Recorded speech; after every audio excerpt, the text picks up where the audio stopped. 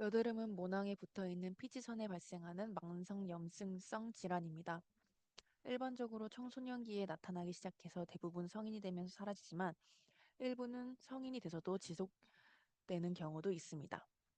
여드름이 발생하는 정확한 원인은 밝혀져 있지 않으나 다양한 인자가 복합적으로 작용해 여러 가지 증상을 나타내는 것으로 보입니다.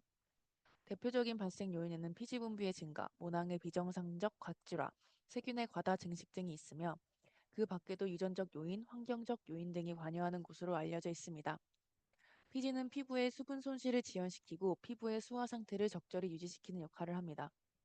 호르몬 등의 원인으로 피지 생성이 증가되고 피지 배출 통로가 좋아지면 피지가 모낭 내에 쌓이게 됩니다.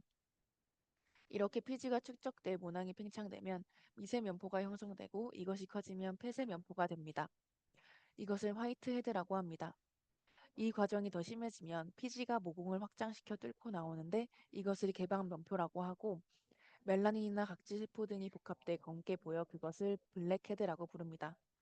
여기에 여드름균이 증식해서 피부 안쪽으로 펴지게 되면 여드름균을 막기 위한 면역 반응이 일어나는데요. 이로 인해 염증 반응이 나타나고 여드름은 구진, 농포, 낭종, 결절 등의 형태가 됩니다. 그렇다면 나에게 맞는 여드름 치료제는 무엇일까요? 여드름은 중증도에 따라 치료 방법이 달라지는데 경미한 여드름의 경우 일반 의약품으로 증세를 완화시킬 수 있습니다. 일반 의약품 중 국소 치료제는 크림, 로션, 액상제제, 겔류 등 다양한 형태가 판매되고 있습니다. 개인 피부 타입에 따라 제형별 선택을 다르게 하는 것이 좋습니다. 그중 겔류나 액상제제는 알코올을 함유하는 경우가 많기 때문에 피부를 건조하게 할 수 있으므로 지성 피부인 환자들에게 적당합니다. 크림이나 로션 제제는 지나친 피부 건조를 방지하므로 건성 피부인 환자들에게 적당합니다. 참고로 연고는 환부를 밀폐해 여드름이 악화될 수 있으므로 추천하지 않습니다.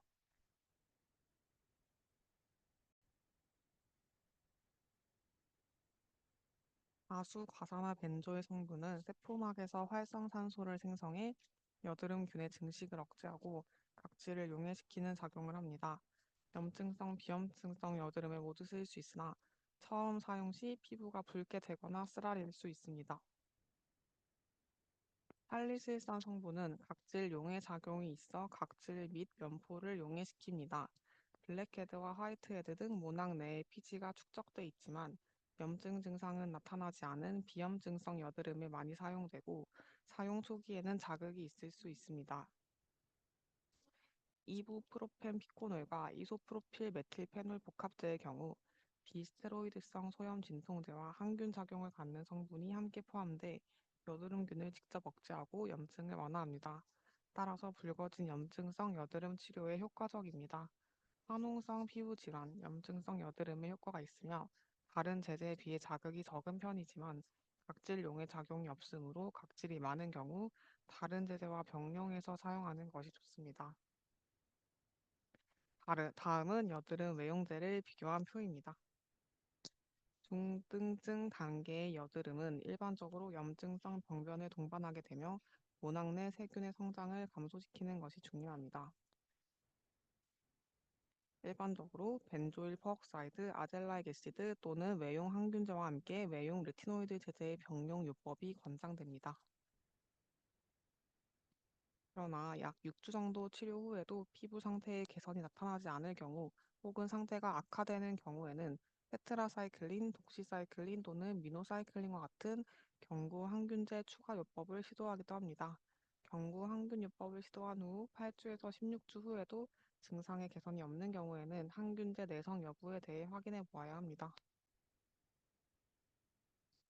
염증성 병변, 심각한 결절, 낭포 또는 반흔 등을 동반하는 여드름의 경우 경구 피임제, 항안드로겐 제제 또는 이소트레티노인과 같이 피지 분비를 억제하는 약물들이 추가로 사용될 수 있습니다.